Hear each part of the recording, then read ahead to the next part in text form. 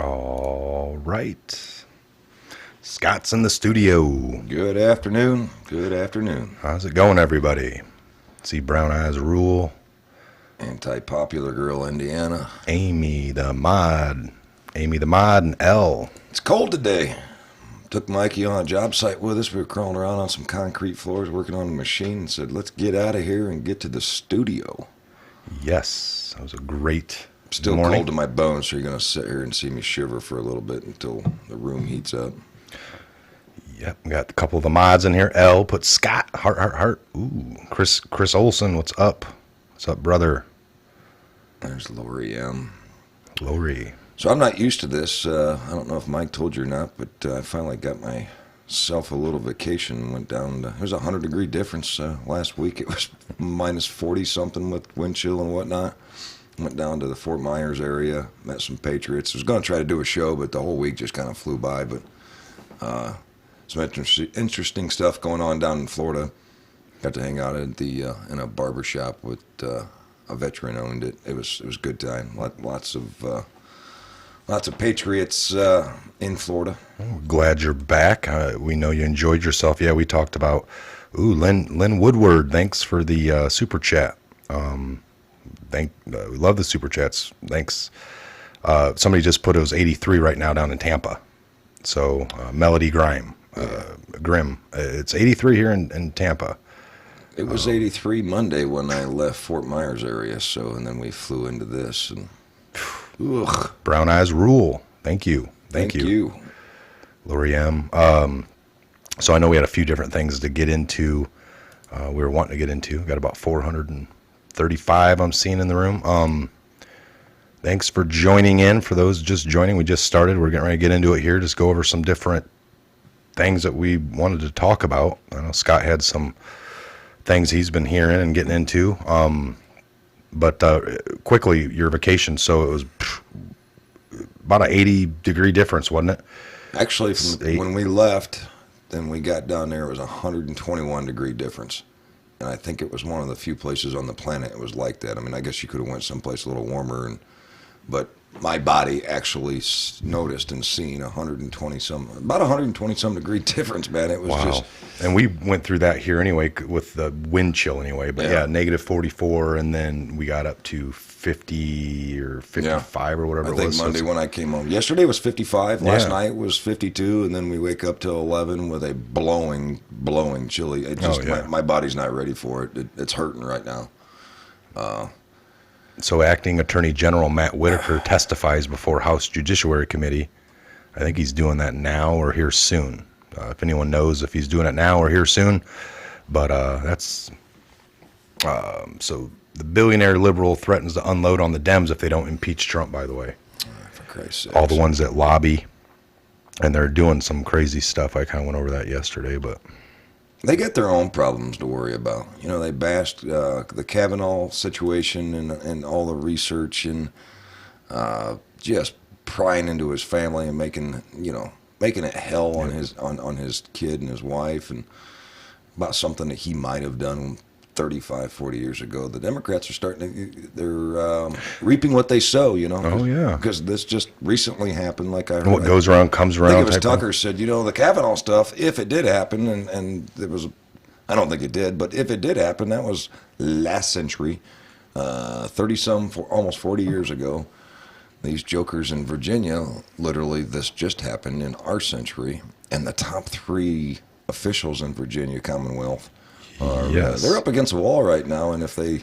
This Ralph Northam, so his plot for survival that he was saying is if he goes away right now, then he goes down in the books is what they're saying. So, I mean...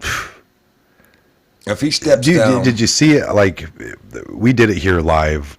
He was coming out with that, and I was like, folks, I just wanted to bring this to you, and I'm going over how he had just admitted about apologizing, showed the video that he did on Twitter, showed how CNN showed the video with an R added to spin it to be Republican. Sure. But the big thing was that he apologized. The very next day, he was like, well, that's not the one. It's like, well, why are you apologizing for doing a blackface? You'd like kind of remember like, the time I did it. Oh, man, it's come out. Then you look at a photo in a yearbook that you never ordered from college, and you're like, well, that's not me. I never went to a party where I was, at that setting. He basically admitted. So to you that. admitted to, but then that's what the reporters asked, and he's like, "Well, it was a different time at a different place, and I went as Michael Jackson." So I've done it twice. Not this, or it's funny to try to believe that I didn't do it this time, but you bring up another one that nobody's even talking about. Yeah. Oops. It's kind of like when your lawyer tells you, now when we get in the courtroom, only answer the question with 2 or 3 words. Don't ramble.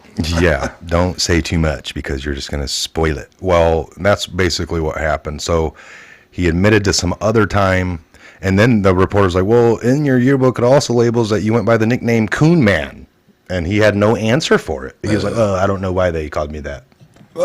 So it just didn't look good. No. Yeah. Oh, yeah. They didn't look good. Coon So Man. the chickens are coming home to roost, huh? Well, that's a So damn he shame. said that he needs to sit here and fight this and not step down, because otherwise he goes down in the books as a racist, or all these things that he Bigot. doesn't want to. Yeah.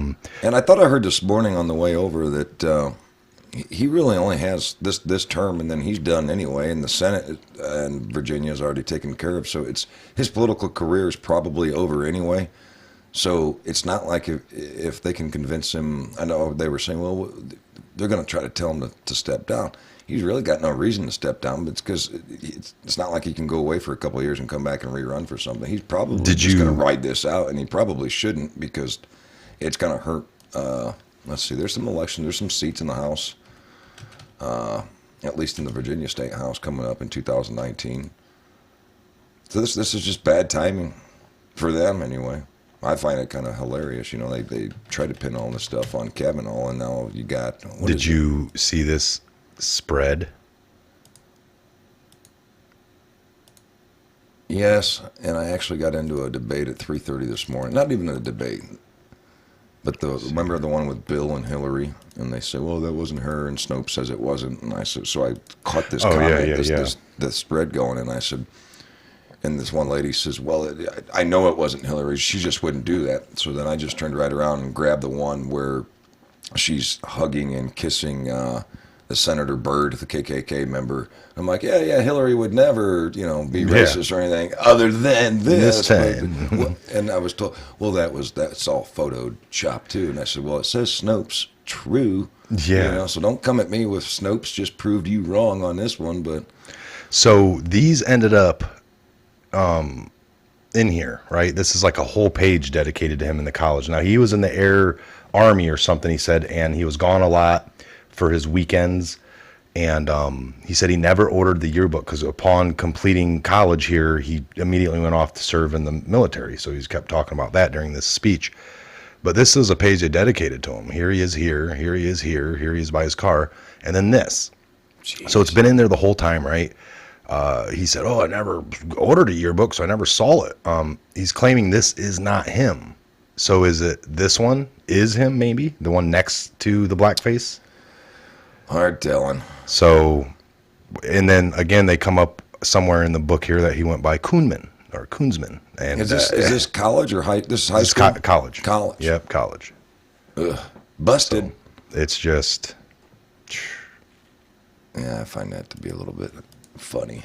It's so ironic that now they got a couple of cases, and it's not just him. The top 3 seats in Virginia, and if I heard Tucker right, if all 3 of them, if the Democratic Party convinced all 3 of them to step down, medical school is what they're putting. Yeah, it was medical school. The Speaker of the House in the Commonwealth of Virginia is a Republican, I believe, and so he would be 4th in line. So he will automatically become governor if all 3 of the Democrats above him all step down because of what's going on. So I expect one of them to stay. They're not just going to give up the governorship. Yeah, no, I agree. So now they're going to have to try to convince the American people, well, all 3 of these guys did something that we were going after Kavanaugh, and there's proof. But one of them's going to have to stay for political reasons. Good luck with that. So there's lots to talk about this week. You had the State of the Union. Yeah, they're saying Trump's approval rating ticks up after incredible State of the Union address. Pretty sure he got the record because last year he was like, he went 20 minutes or something last year, and it was like he was number 3 in length. Like there was 2 people ahead of him had a little bit longer. I think one at 128, one at 124, and he at 120. This year, he definitely, I believe he beat it. I think he's third. Again? I think he's second or third. I remember hearing the conversation. He missed it by a couple of minutes. But Again, this year he missed it? Yeah. Okay. Yeah. My feed was a certain amount, but we were up early and went over. I did notice, of course, just like any State of the Union, well, for him anyway, I did notice at the very end when he finally, drove it home, God bless, when he said, God bless America, blah, blah, everybody did stand up. A couple of, what's her name, Cortez, and a couple of her people in white clothing or sheep's clothing, whatever you want to call it, they didn't stand up, but Pelosi jumped up right away. That was JFK-S, Reagan-S, FDR. He hammered it home if you watch the State of the Union. Now, right away, they start spinning it, the left media. But if you literally watched it and you didn't watch the news afterwards, but if you watched the State of the Union, even if you didn't like Trump or you were caught up believing all of the BS, I think you walked away from that or put your head down that night thinking, man, Yes. this guy, he's using God, he's using Patriot, he's saying, I'm not going to fail you, we're not going to become a socialist, I don't know how you can walk away from that and still disagree or hate him, even if you're a Democrat. I don't know how that's possible. And I know it's probably biased because I love the guy, but he even made me feel a little bit better about defending him because he's using the cornerstones. Well, he's got the right words, I'm hearing. He's got these right executive orders put in that seem to be like coming to now. It's like, it's still baffling. It seems to be all of a plan for sure. But again, we have the war on drugs, but nothing was truly done about the war on drugs because they've left all the loopholes open. I mean, we've seen plenty of documentary or movies made on true events where people, Barry Seals, Tom Cruise played. Yeah. What was that? That was the government bringing in drugs. That was all down in the Arkansas Clinton era. They would governor bring the drugs in to sell the drugs to make money to be able to pay fund for the weapons to overthrow the Colombian. Yeah. Was it the Colombian? Now, was that government? feasible? Because if we look in that time frame, that I think it was Congress refused to fund Reagan's, Right. the whole Iran-Contra. Reagan and his boys and CIA came up with their own way to fund. Yes, there you go. So it's like, wow, that seems a little. There's a lot of money there's in a lot drugs. That's how it works. A lot of money in drugs. Well, what happens if you create an agency? And we know during this shutdown that was talked about a lot. I mean, we go back to our original Constitution. The government's supposed to be really small, not really imposing in on your life every day of the week. It's supposed to be small. When they had to have these meetings, like we got congressmen and women now meeting 3 days out of the 4 days out of the week.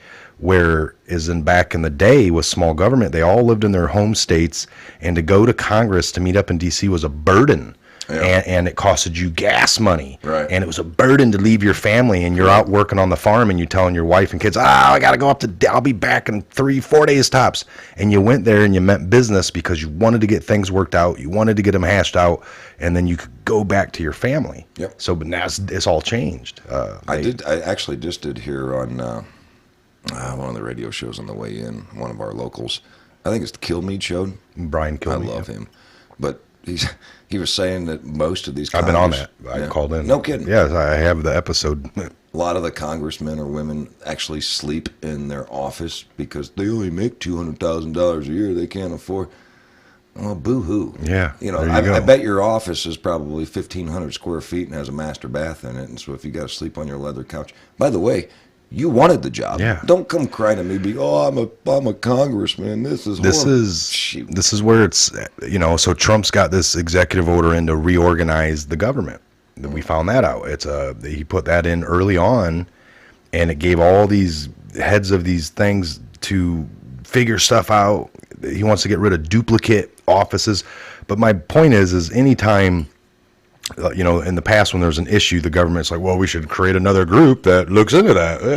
Yeah. And they create another group that never really looks into anything, but now this other group's created. And all those people start vowing that our job's important. Yep. And we need budget. And once the budget starts coming in from tax dollars, it's hard to So if you have like the DEA, and then they really did combat the war on drugs, opposite of a war that's been going on 50 years, and he comes on TV, the head of the DEA, like a year ago, oh, drugs are more readily available, drugs are more dangerous in our country, drugs are at an all-time high, and you're like, whoa, 50 years, war on drugs. He's sitting there pitching that it's worse, it's deadlier, it's scarier, and we need more tax dollars to fight it, which is the case every year. But if they truly fought it and truly won it, then wouldn't we all be like, well, we might not need all of you guys anymore? Because that's how it should work. They have to justify. They'll back off, and you'll always have the heads. It's like TSA. Do we need them at every airport? No. They made the point that we have like 15 to 20, maybe more, airports that still operate off private sectors. Yeah. Now, you might have 1 or 2 TSA at that airport to oversee the hiring or the programs they have in place. But that's where we talk about, backing off a little bit and slimming down, because... But once they're in your pocket, it's kind of like the wheel tax. When I turned 16, they put a wheel tax on because they needed some money for the roads, right? And they said, well, we're only going to do it for 2 years. And I remember the governor, and I that's the guy's 2 years. And 2 years later, actually 20-some years later, the wheel tax is still there. And I'm like, well, and my dad always laughed, and he said, once they're in your pocket, they're not coming out. They're it's going like deeper. The IRS. The easiest way to get rid of 80,000 IRS employees? A 10% flat tax. And there's no returns. I think the returns it's a big scam on the American people. It justified having another big federal agency that has done a lot of corruption under the Obama administration. They were going after Republican businesses. They were and they have the right to fine you, seize your assets, without even going to court. You don't even get a day in court. They can just lock you down and freeze your assets and freeze your bank account because you might have made a mistake, or sometimes they make a mistake. Just do away with it. A flat tax is actually the fairest way to do it. Hey, I made $900 this week. Take 10% of that. Boom. I get the rest of it. You get it. You get yours. And we don't have to worry about this business in the spring. We got into that about a week ago. We started showing the reorganization of the government, executive order Trump put in. Then we were finding this group of people that are like patriots that dig, and they put in this paperwork every year since 2012. It's gotten rejected every time to abolish the IRS because that came in 1913 with the Federal Reserve, things that are unconstitutional. Because our original thought here was that we're all supposed to be kings, and kings don't pay taxes. Right. So the way that our government was supposed to generate was by tariffs. What did Trump bring back in? Tariffs. You've been hearing Trump on tariffs, right? So he just started these tariffs again in like 2017. Every article I could find from 2017 did a number like this. Let's just say this is like $4 trillion. This is what the government takes in from all the taxpayers. Right. We know that by average, you've heard the old people at a place you worked at, like, come April 1st, like, well, working for myself now for the rest of the year. And everyone's like, what's that mean? Well, from January 1st to April 1st, it's a ratio that they use. Paying, that's how much. 3 months of your year. Yeah. Or 4 months, I think, anymore. April, right? Yeah. So now all the articles I can find on that first 2017 year when it's talking about Trump's tariffs, because he just started imposing them on these countries where we weren't getting all these fair trades, and a lot more kick in come March of this year with China. So anyway, they were showing that the money that Trump's tariffs put in, which is supposed to be the only thing the federal government works off of. Right. Now, mind you, like you said, we haven't had money positively just coming into our actual treasury ever in a long, long time. Yeah, you could almost say ever. GPD. So, because we work around it now, we work with the Fed, but our own treasury. Why is our Fort Knox? It's not in D.C. Where does it rely at? Outside of DC, it's ours, right? The mints, where the mints at? Denver, they're not, Sure. they don't reside, and so it is ours. They've subverted all that. What I'm saying is these articles were pitching that it's a drop in the bucket. Those tariffs that Trump just put in only make up for 0.02, like that 0.02 of the overall. Like, this is what we're getting from you guys, already. Jeesh, this is nothing. Right. But that really is billions, right? It was billions. It's huge. It's just nothing compared to what they're taking. from us, right? Kilmeade was just talking about the other day, and he was describing it in such Oh a yeah, way. it's going to keep going up because of what's being It's implemented. working. Yes, The tariffs are working, but This is- you don't see the media talking about No. it. You didn't. but what before Trump did that, they were still taking that from us. Correct. This And and we were they were losing. acting like this was nothing, but it Right. was just starting. And I'm thinking, oh my gosh, that's positive flow coming in. That, and now the only thing you could say is like, well, let's charge these people up here this much less, Right. And that's what they don't want to start hearing. No. So that this is all positive because if Trump didn't do it, that would be 0.000. Correct. That's bad. Or the opposite direction, where we still owe. For us more. doing nothing than we're already doing, just imposing tariffs that brought billions in, and we're going to keep doing that. That number will go up to 2 or 3%. What the media didn't tell, not necessarily you, I know you get it, and I know most of our followers get it, but what they failed to tell the common person, because the common person doesn't understand, and I'm sorry to talk that way, but we are the biggest economy on the planet. We waste so much. There is no way, we got into it with the soybeans and everything else, there's no way you used to make $7 billion or buy $7 billion worth of product off us last year and then decide, well, we're just going to quit buying your stuff or we're going to quit selling to you. It was a game of chess, and Trump knew that, number one, he had the queen, right, which can go all directions on a chessboard, the most powerful economy on the planet, the number one purchaser, the biggest waste. Nobody can sustain that for too long and play hardball and say, well, we're just going to quit doing business with you. They would collapse their own economy. The Chinese need our market because we buy their crap. Unfortunately, we buy too much of their crap. But he knew the entire time implementing these tariffs that it was the right thing to do. And here's the part that I didn't understand. Americans were pissed off. How dare Trump put tariffs on? It's going to hurt our market. Oh, yeah. You idiots. They charge us tariffs. Oh yeah, They no. say you can't bring in so many Fords and Chevys, but by God, we want to be able to bring 100,000 Hondas in next month, and you better let us. And then our government says, well, then you're going to take in the same amount of vehicles as you bring in. No. And it's been that way. We've been screwed. And they base that off of I've heard it because I've asked, why don't we just do it fair? Even as a smaller kid, and I used to ask, and they're like, well, some people will pitch that these other countries are smaller, right? Like, the size of Texas our state of Texas is bigger than their whole country sometimes. So they base it off that, like, well, we're this group to here that we need to have this difference of us doing it for free, basically. Well, let's put it this way. We've done it for the last 20 years now, folks. 25 years. Did it make all these other places awesome and great, or are they just getting by? It's a means to their ends. I don't know, but Let's spin into the. So you had the State of the Union, and then the next day was the big prayer meeting. I don't know if it's factual or not that Obama did or didn't do it. I'm sure as a president he probably did attend one or two. Maybe he attended every one of them while he was in office. I don't know that to be a fact. But here's Trump. He goes and again he repeats, I will not fail the American people. We will not become a socialist country.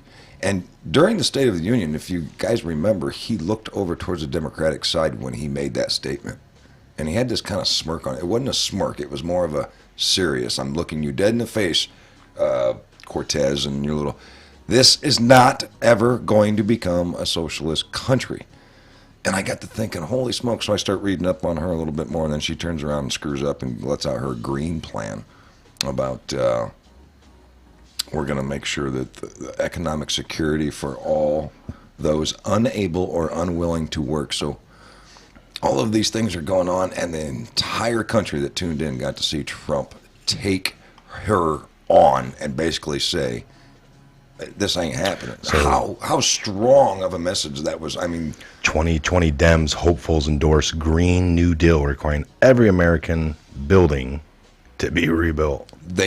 The original one, and I had it brought up, the original, the first draft, I guess, that they released, the very, here, and I'm This H resolution thing? yeah, but it's changed already because they caught so much flack. So right here, I'm looking at the overview, and I know you guys can't see it, but you can probably look at it, StrongerAmericaNews.com or wherever you want to go find this.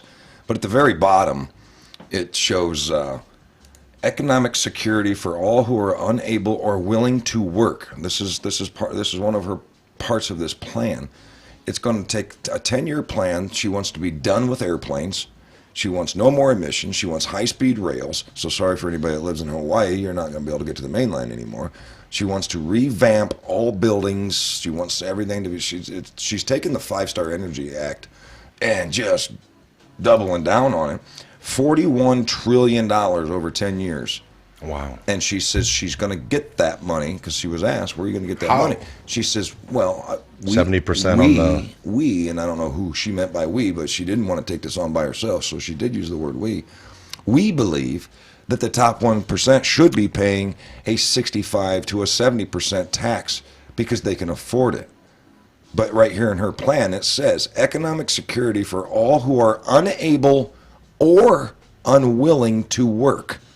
I don't think she understands capitalism, because if I can just live for free off the government and not have to work, then I have no more motivation. If you have no more motivation, then we all become sheep, and then sooner or later, and it starts tipping this way. Yeah. Nobody's working, and there's not enough taxes to pay for you to even be lazy. So I don't know why they think that this is a good idea, but but it made me really think, who the hell put her in office?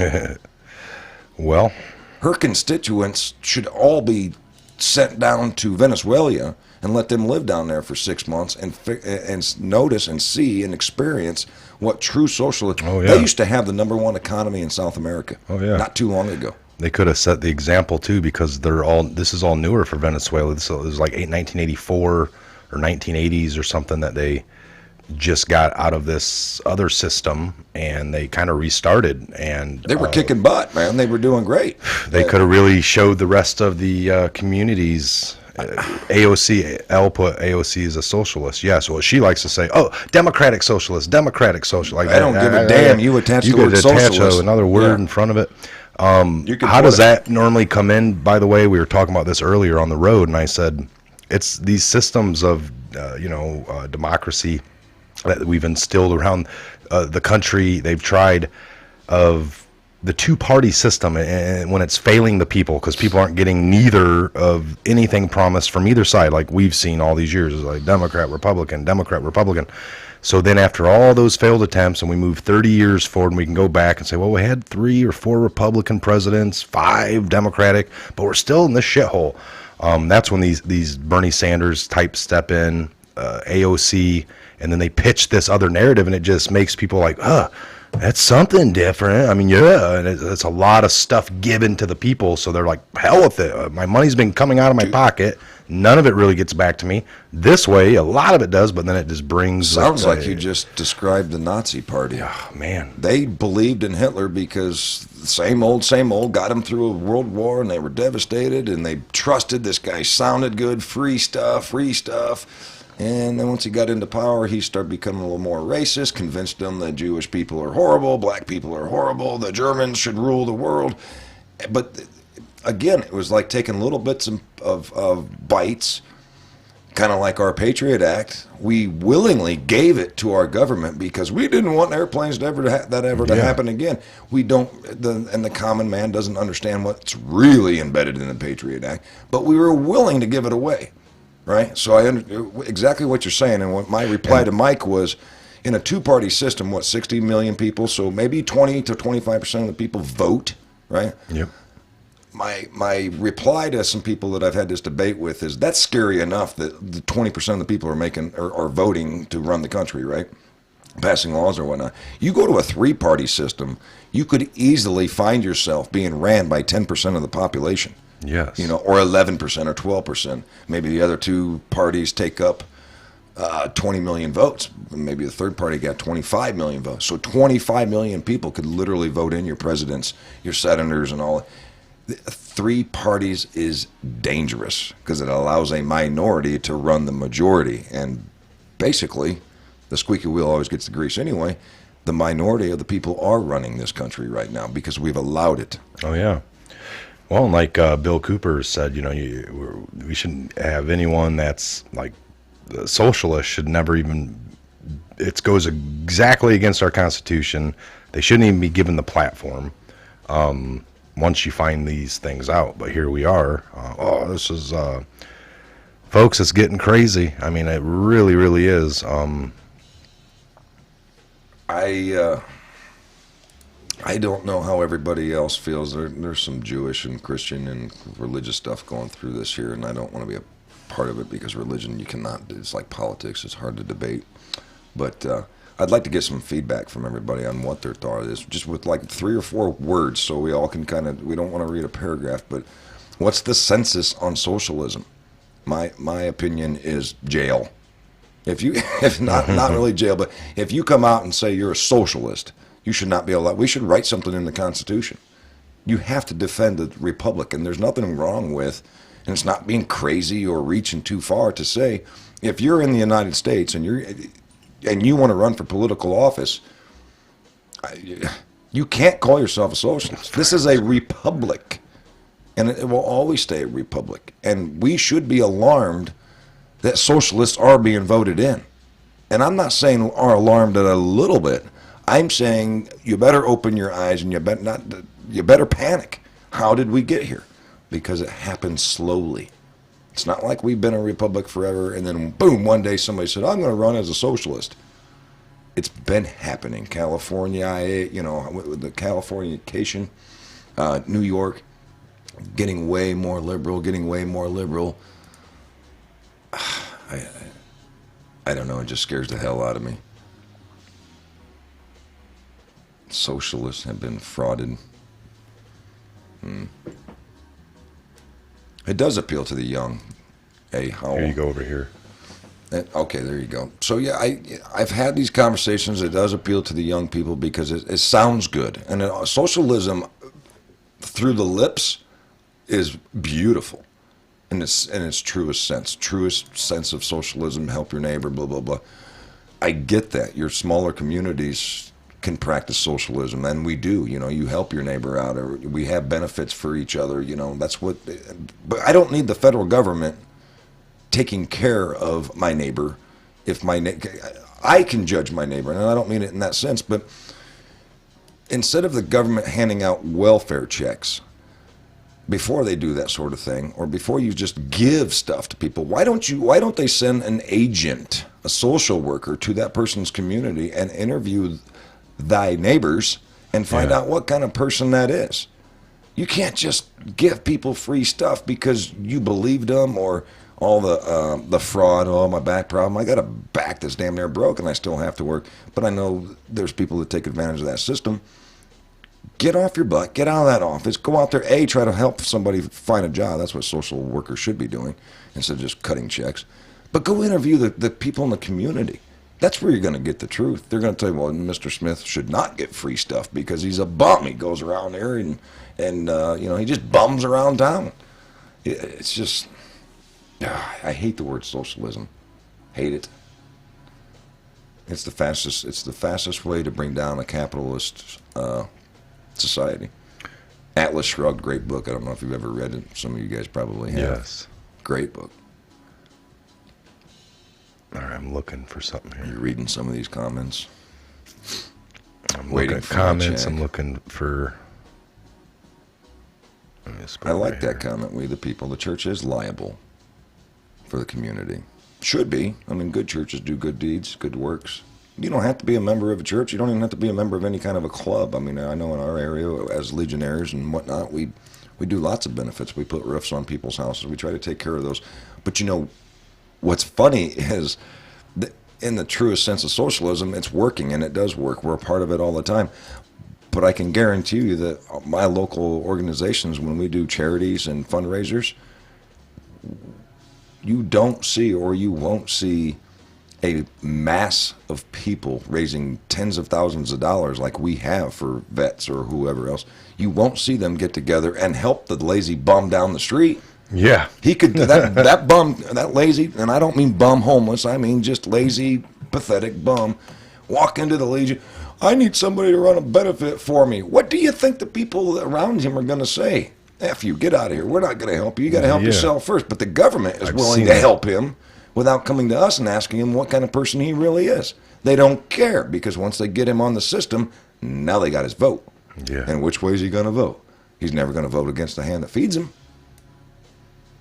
Good point. I've never understood that. Oh, okay. So on our topic, real quick, here we go. Let's listen to this for a minute. It's a video I did about, I don't know, a month ago. You might have seen it. Some of the people out there definitely have. This is a very different administration than the United States has had in the past. Madam President, Mr. Secretary General, world leaders, ambassadors, and distinguished delegates. 1 year ago, I stood before you for the first time. All right, I'm going to skip it a little bit. Hey, stop that for America's a second, economy Ron. is booming like... Go ahead. Ron, I want to comment on that. I seen your comment. That's not a fair opinion. What about disabled people? I never mentioned disabled. We should be taking care of our disabled people, and welfare and those types of helps from the government should come out of our tax dollars. We should be willing to help our veterans and disabled people. I didn't put them in the same category as lazy bums. You might have. I did not. All right. It's just a clarification there. Hold on here. never before. I'm just getting to this part of Bill. When nations respect the rights of their neighbors and defend the interests of their people, they can better work together to secure the blessings of safety, prosperity, and peace.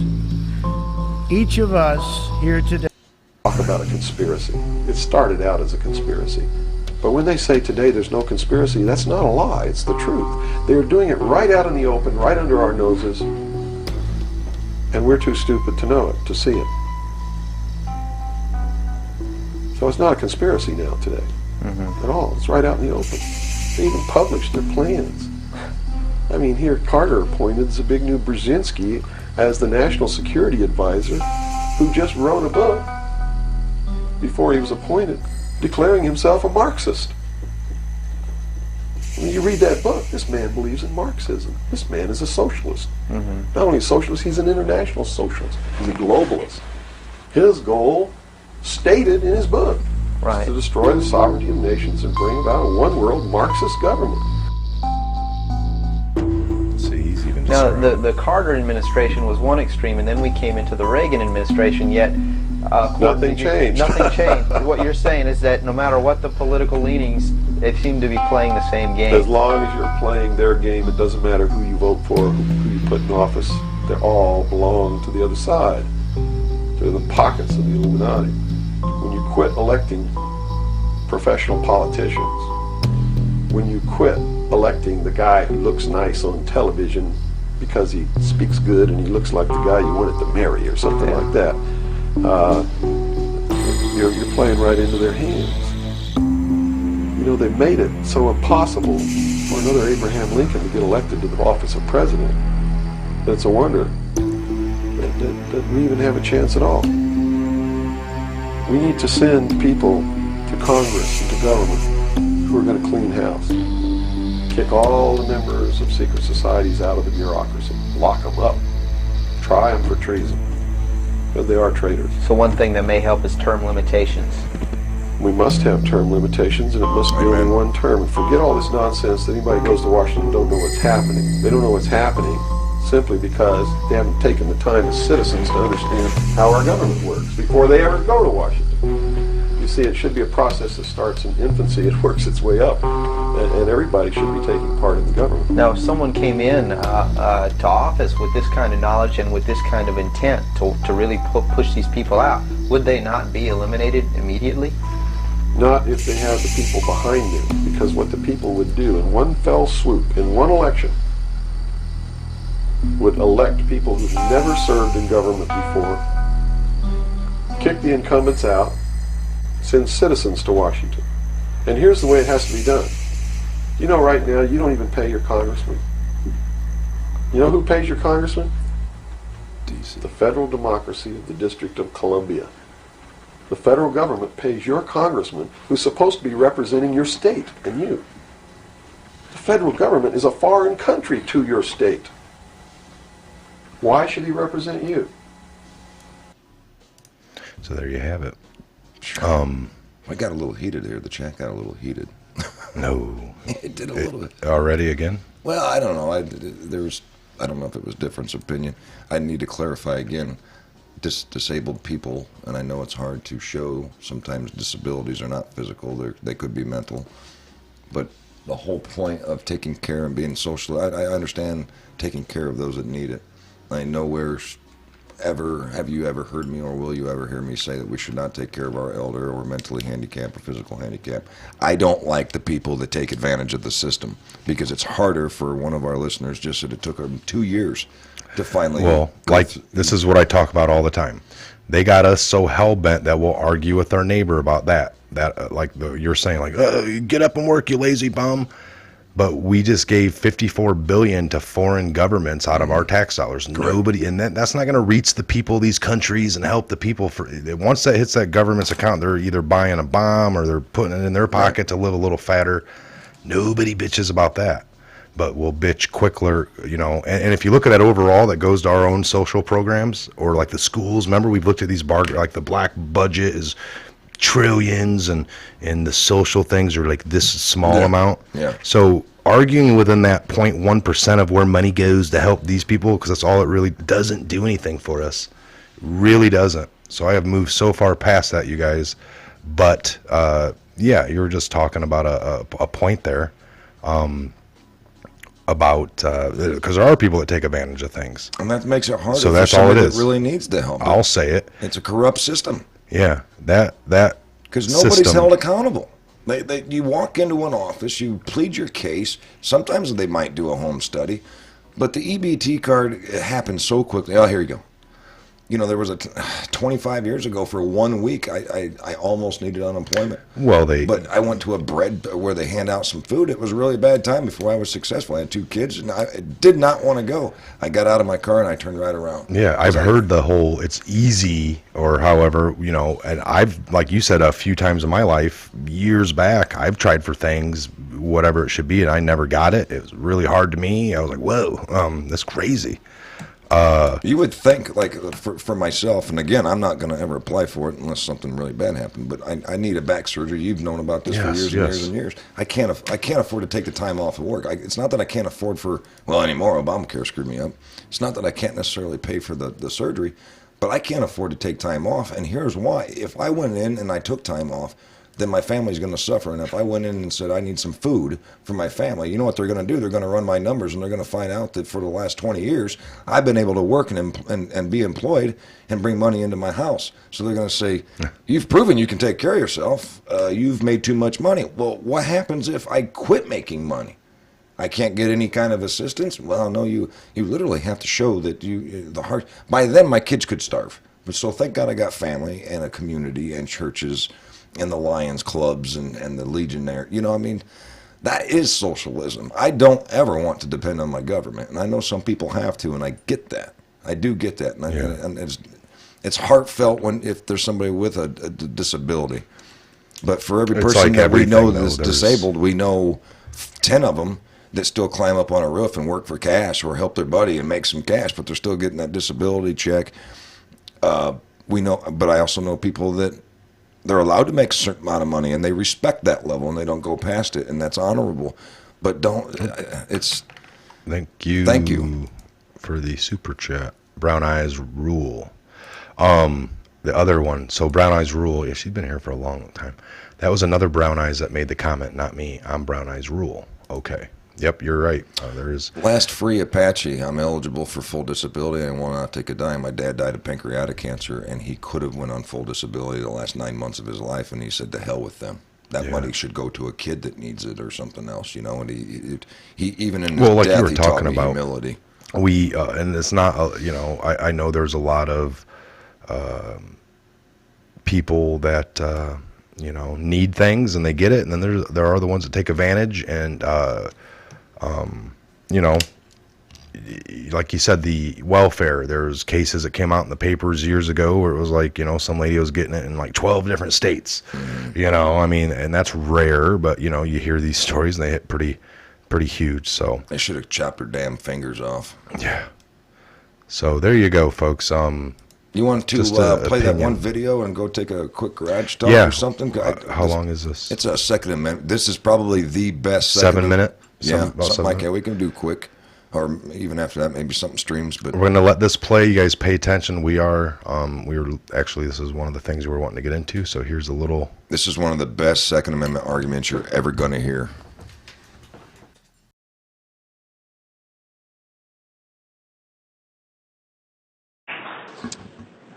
Dog from Culpeper, dog at Freitas. Thank you, Mr. Speaker. I rise for a point of personal privilege. Dog at S the floor. So, over the last several days, Mr. Speaker, there's been a lot of discussion about an open and honest debate with respect to school shootings, gun violence, gun control, etc. And an open and honest debate, as I understand it, is one that would rely on data, facts, evidence, analysis, reason, logic, etc., etc. And I'm certainly willing to have that debate. I think if we were going to look seriously at school shootings and gun control, we would analyze things like, why do all mass shootings seem to take place in gun-free zones? When it'd be reasonable to test whether or not the efficacy of gun-free zones have actually achieved what their intended intent is. We'd start to look at most of these shooters come from broken homes.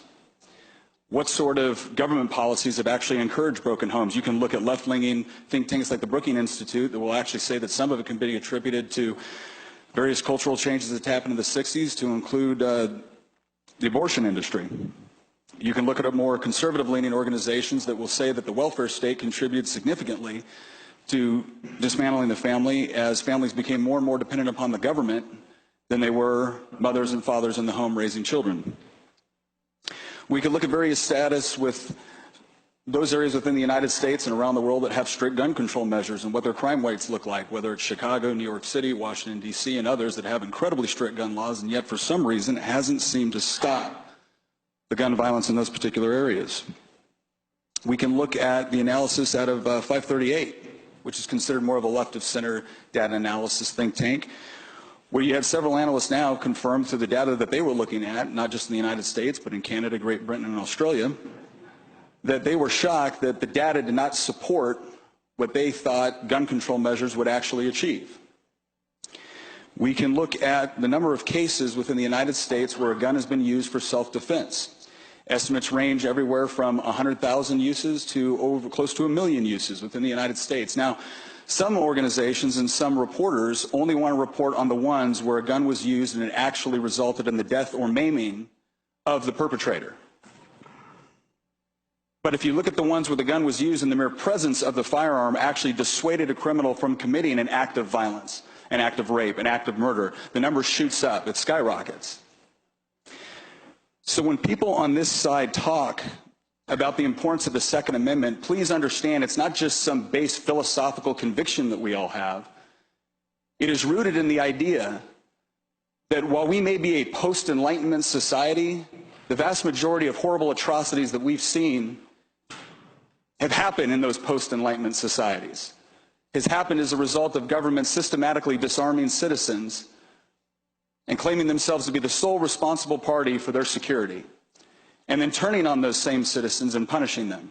That's the most egregious cases. But in the individual cases of self-defense, that's why the people on this side of the aisle hold the Second Amendment in such high esteem, because we honestly believe that you have an inherent right to defend yourself.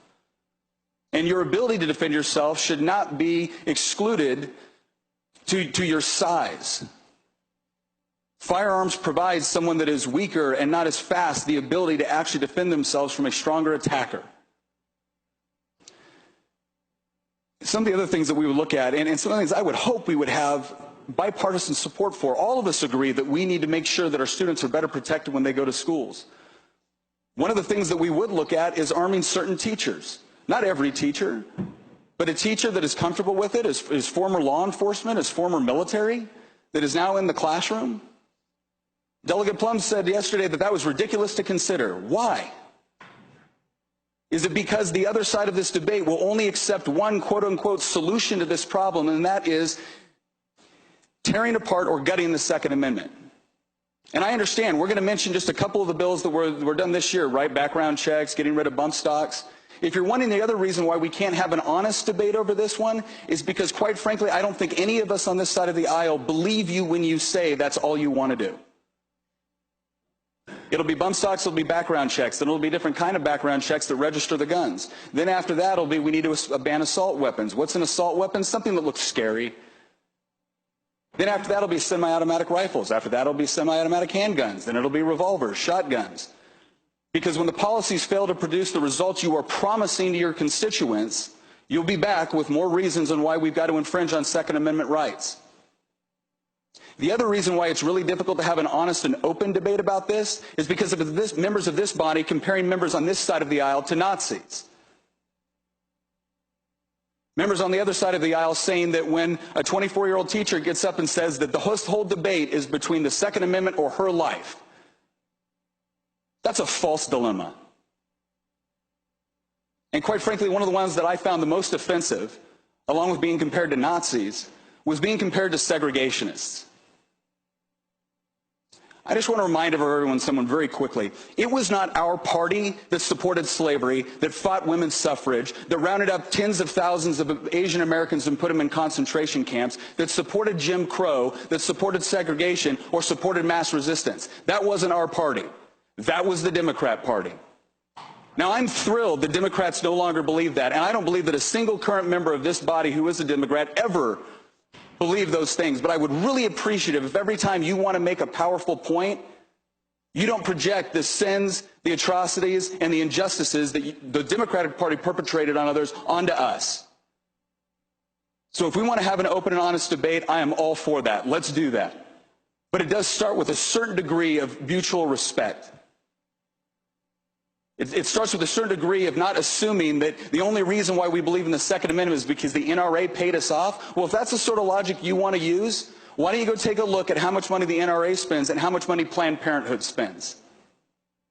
Because when I get up here and I talk about abortion, I don't assume that you're all bought and paid for by Planned Parenthood. I don't assume you're horrible people because I disagree with you on a policy position. I assume you have deep convictions and that we can have an argument and a debate about it. But if you're not willing to reciprocate that level of respect, well, don't be surprised when it becomes more difficult to talk about these things. Because there is a lot that we can do, and there is a lot that we need to do to ensure the security of our children and our citizens. But yes, we are going to have a problem with so-called solutions which infringe on people's liberty under the promise the government will provide for their security. Because ultimately in this last school shooting, we had a perfect example of government being engaged over 30 times and still failing to provide security for those students. Thank you, Mr. Speaker. That's pretty good, wasn't it? Oh, yeah. That was a good one. Would you guys, let me pull this up.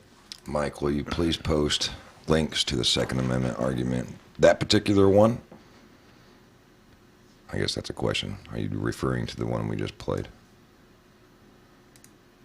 That was probably the best Second Amendment. That one? I think so. I've heard others. No, I didn't mean like that one. Is that what the guy wanted? That's what I'm asking. Okay. Yes. I think he put yes. Yes. All right. Okay, yes, I will. He did it. That's the type of guy that wants to come to the middle and have a debate. You can tell he's begging them, don't label me. I don't want to label you. He's being real. And that's the problem. And it kind of goes along with what Cooper always said is, get guys like that in politics. Come in, serve a term or two, and get out. And quit. We need to quit electing these politicians because it's just going nowhere. It's just, this guy's refreshing, and I don't know much about him, but just the way he speaks, it's easy to listen. Even if you were not agreeing with him, you wouldn't be offended. He's not taking a tone. He's trying like hell to. All right, I'm dropping a link from the Patriot Hour. It is verified and good to go to all the mods. So you guys can copy that. Or his maybe name is Dr. Nicholas J. Freitas. No, I don't think not Doctor Delaware. Delegate. I don't know if this is on the federal level or a state level. I'll have to Google his name and find out. So Acting Attorney General Whitaker says he has not interfered with the, Mueller investigation.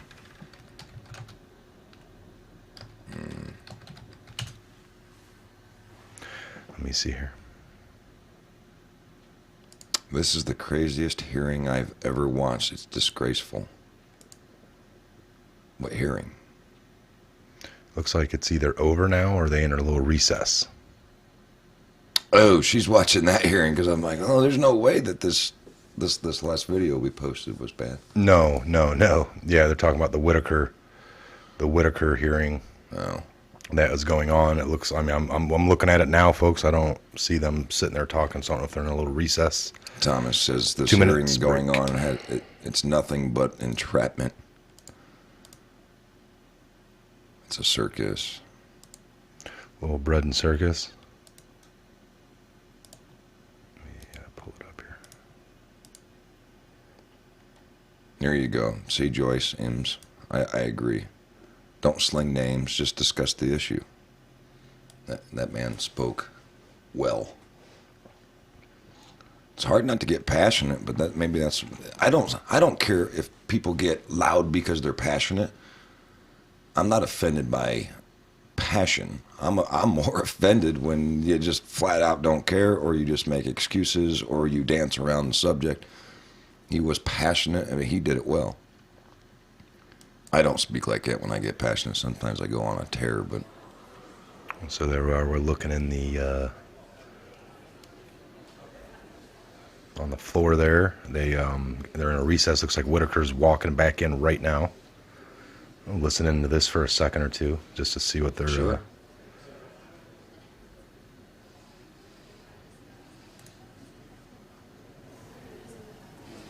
Position.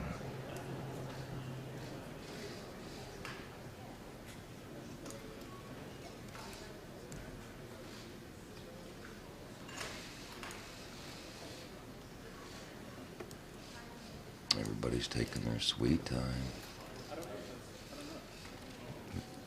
We should be able to hear good once the microphones kick on. Sure. Till then, enjoy the music, folks. DJ Mikey Mike.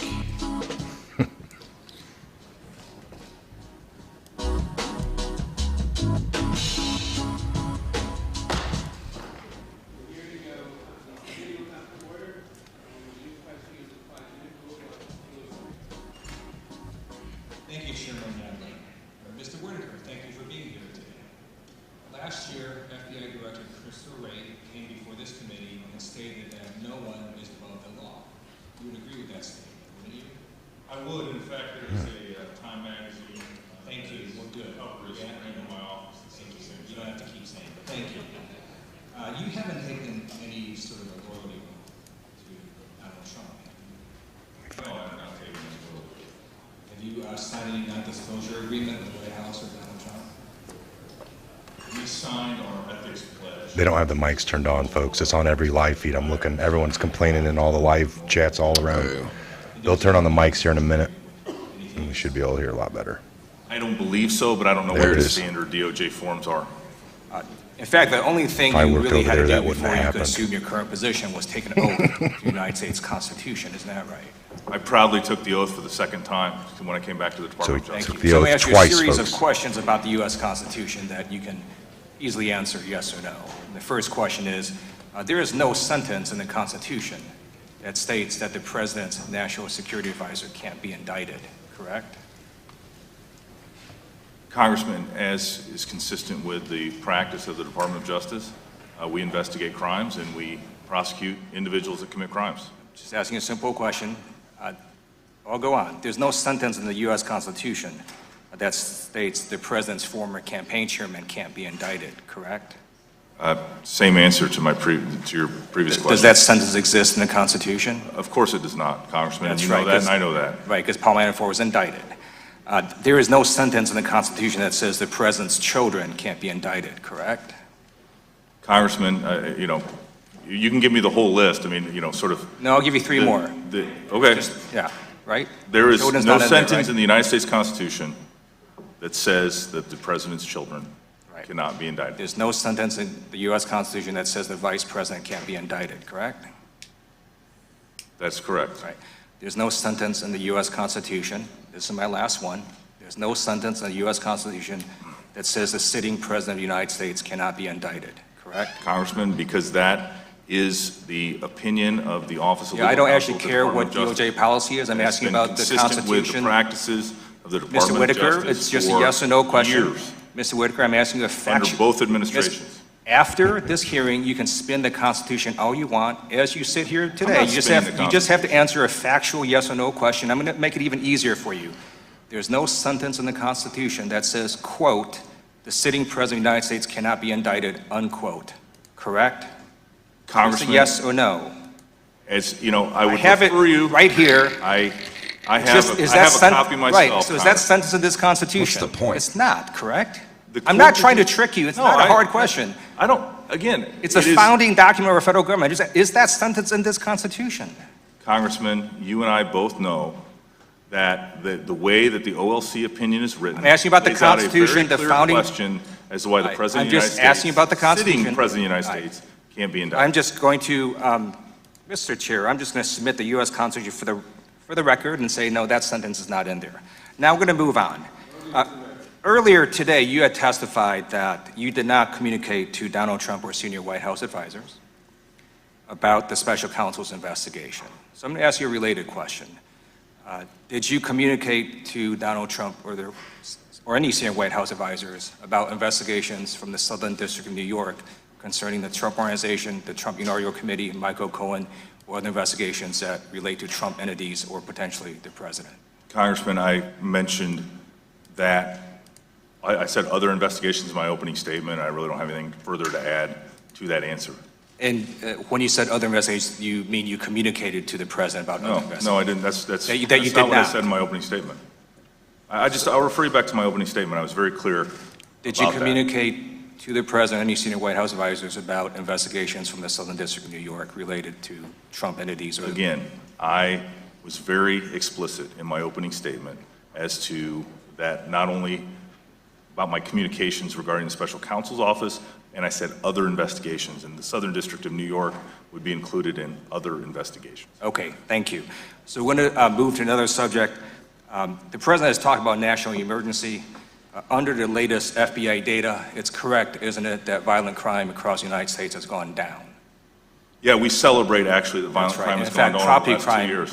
property crime has gone down as well, isn't that? That's the newest little guys, by the Congressman, way, as I sit that here like. right now, I believe Well, last year we had all less crimes people down come in And my last illegally question than we done in the, My you last know. question to you is, But we're at the end of a would you agree with 50-year Donald Trump ordeal. when you went last year Or you just didn't down catch the 'em. border across Yeah, the- So it's That's easy what to say, well, we didn't catch anybody, so crime's down. Well, did you try to? You know, Yeah. I We saw saw it. a precipitous decline. Well, and They're trying to gain- just because we're letting a lot of, we got our own criminals here that we pursue, and then we got new ones coming in that we Right. pursue.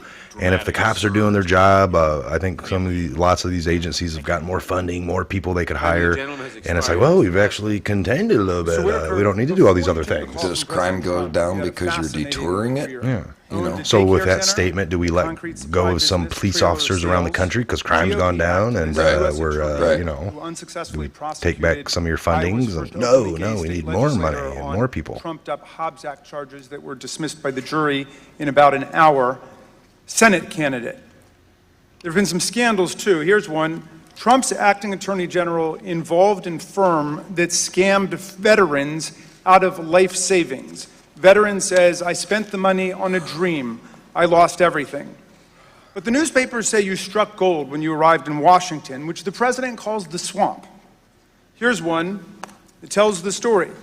Conservative nonprofit with obscure roots and undisclosed funders paid Matthew Whitaker $1.2 million. According to the Washington Post, in the 3 years after he arrived in Washington, Whitaker received more than $1.2 million as the leader of a charity that reported having no other employees.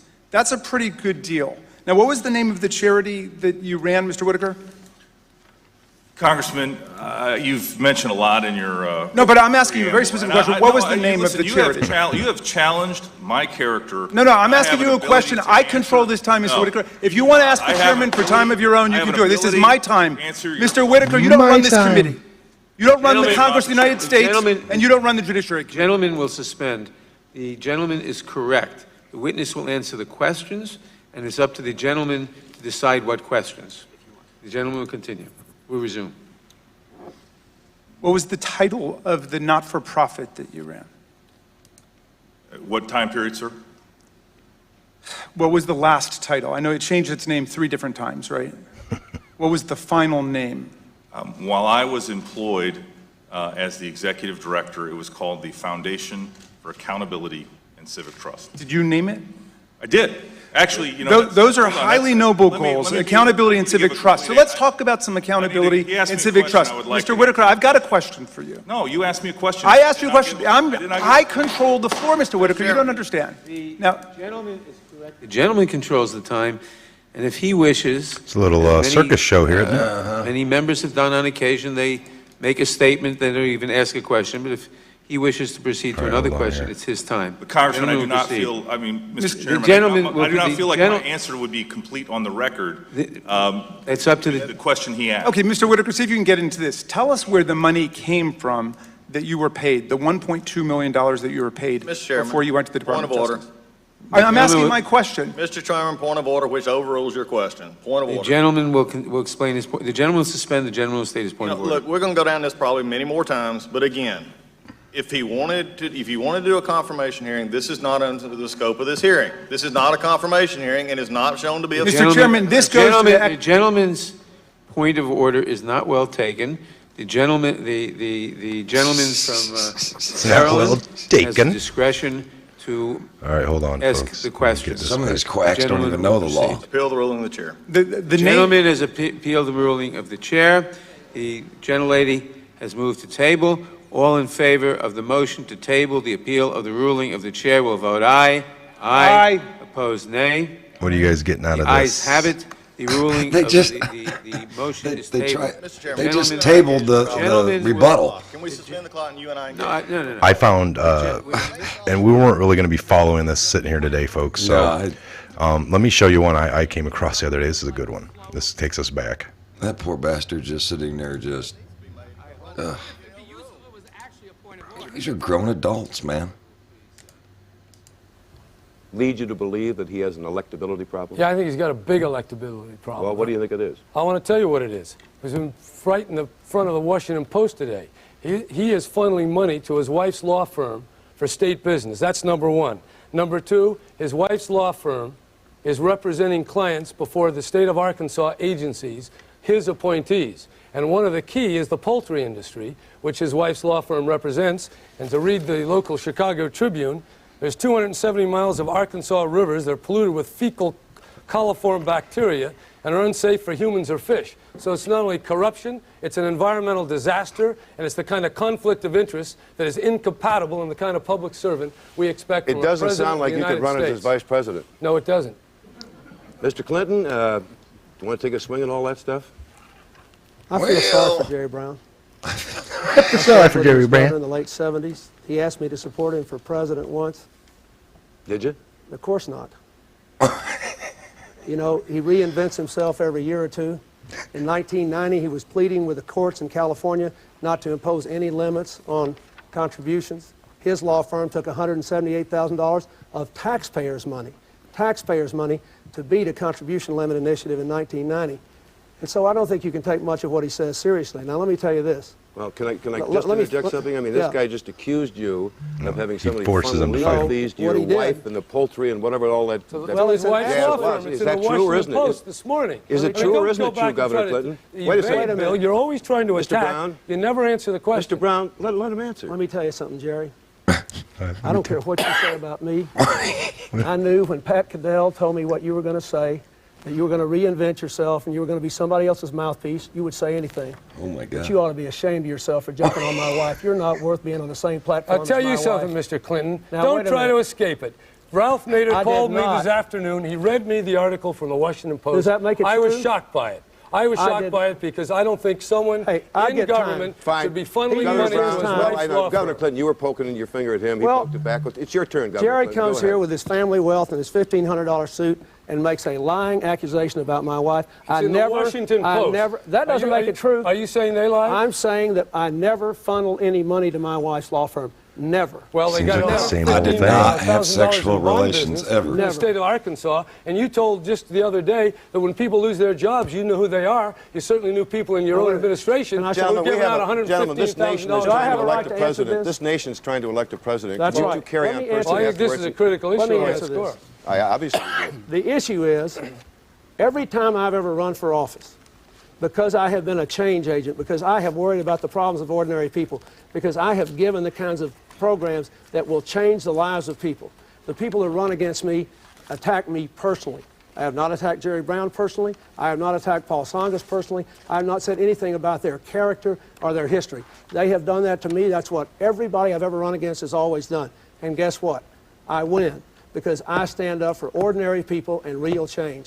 And it is a crying shame that because they read the poll in the Chicago papers today, I get this kind of criticism. My wife where's Paul is Jones a fine at? person who has not done anything unethical. She has given tens of thousands of free dollars worth of free time to serving our state, to doing free work for the state. There's no telling what all she's done. Now, let me finish. That has nothing to do with the electability issue. In terms of my electability, I have been attacked repeatedly over years and years and years, and none of it's ever stuck with my people who are discriminating because they know that I am a change agent. The only way we can win this election is with somebody who's tough enough to stand up to the kind of garbage the Republicans throw at you, the kind of personal attacks that I've been subject to in the last few days. Get off that That was a little throwback. The only thing that could have made that better is if they just fisticuffed it right there. I think Bill would have whooped Jerry, though. Jerry must be a very little guy. Hey, you know, it just seems like the same old stuff back then, you know, like giving money from here over to here, and it's just not very, the same words come up all these years later with Hillary, you know. Why even create the situation with the, just your foundation, Bill going over here? You know, we know, like, they're worried about Trump. I mean, Bill went over there and made $500,000 in Russia speaking. While she was a State Department, and then Dills went through. I mean, why do you even do that? And then have to be like, no, listen to me here. This is how it went down. Right. You know, and the next, I don't know if I want to listen to you anymore. The next time the Washington Post says something bad or makes something up about Trump, you need to put this video, or it should actually go across the mainstream where Bill Clinton's saying, oh, like Washington Post is credible. You believe that? Because that one just brought it up. The guy today, he's like, in the Washington Post today. And they slammed at Whitaker with something. So, same thing. That's a good... Doesn't make it true. Jeez. Telling you. Bill looked young and vibrant right there. Now he just looks like a walking zombie. And I love those memes where his eyes are like looking at some pretty girl and there's Hillary next to him. He's just got that, oh, I'm busted look. We'll go ahead and go a few more minutes here, and we'll shut her down. What time are we getting at? Yeah, about 2:20. So, 5 more minutes. We'll do some shout outs. I want to thank everyone for the super chats. The last Audio free should Apache be turned off at Whitaker hearing. Well, I think it is. I don't hear it. Yeah, I got it off of here. Oh, you mean the audio should be turned down? Hey, had to mute in doctors. I don't know what they're saying here. Is Jerry Brown even alive anymore? I love the Patriot Hour and tech. All right. Yep. Techs are back up. Haven't been over there in a few weeks. I was going to think, like, man, now that we got the Patriot Hour live stream back, I mean, I should still probably do some over there once in a while just to keep that channel, you know, active. We love you too, Lori. Thank you. Yes, we love you. We love you, Mike and Scott. Yes, we love you as well. Message held. Brown Eye Rules. Yes, we're on Twitter if you guys want to follow. Thank you guys for watching and joining in. We love it. Can you leave the Whitaker thing on chat? Blah, blah, blah. You know what we need to do is I might be able to do that. We should try, and with the help of y'all, emails in or whatever, facts or places we can go and research, we should do a show one day on the Clinton list, hit list. The last time you and I talked about it was several months ago, and man, that is a rabbit hole. That is the people attached to them that have disappeared. Scary stuff. Yes. No, you're right. The Clinton body count. What if they impeach President Trump? Who is they? I wouldn't worry about it. It's just scare tactics. There's no way it's going to go through the Senate. They're waiting. Yeah, they got to folks. I mean, the head guy just came out yesterday, even Barr, I think it was, or whatever, and he's like, 2 years, they have nothing yet, and everyone's like, ah. They're begging. Well, not begging. There a couple people have already said, do the show and call it the Clinton body count. Clinton body count. All right. Well, I'll kind of sink my teeth into it. It's scary though. God forbid this gets back to them and then they come find us. Yes. Keep your head on a swivel. Yeah. You use the word Clinton and bash them too much. I hope they're going away. I don't see her being nominated. I see her running, though, for the Democratic nomination, but I don't see the Democratic Love Party. in Texas. Thank you, Love in Texas. Appreciate it. Just saying that we had 100,000. Thanks for all the Patriot super chats again. The last couple live videos, you guys have been great. Might have another video out here later this evening. Just depends. Keep your heads on a stick. Tex Marine, Randy Dumas, Mike Hugh. Mike Hogue says, don't want to get suicided. Murder cited. Yeah, two taps in the back of the head. Jeez. Yes, where we go one, we go all. Any closing thoughts to the people here, Scott? I'll give you a little bit of a close up here. You're up on that top screen. Oh man, you had to bring me in and had to call me out that quick. No, I'm just going to go along with kind of what the State of the Union was. Appreciate your president. Appreciate what he said, how he said it. Reach out to some people and ask those that you know that voted against him or didn't like him. Just ask their opinion. What did you see the State of the Union? What's your thoughts now? See if you can identify some change. And don't be afraid to continue to pray for our leader or all of them actually. Pray for the guys that are going in front of this Congress and this witch hunt. Pray that it all ends soon, but appreciate and understand that I'm pretty sure Trump is right. The union is strong. The tariffs are working. People are jobs are being filled. Life isn't too bad. Don't. I know you guys won't, but just stay strong. Don't falter. Don't let the left media convince you that the sky is falling, because I believe opposite. I think we're just on our way up. We're not even at the top yet. So, Trump strong. All right, that's a Patriot Hour. It was a blessing to have Scott here. We love it when he's able to be in studio and join in. Again, you guys keep fighting for your rights and never give up any of your freedoms willingly. Mike, this is a Patriot Hour. God bless, Godspeed each and every one of you. We'll see you back. Make sure you're subscribed. Ring that bell. See you guys.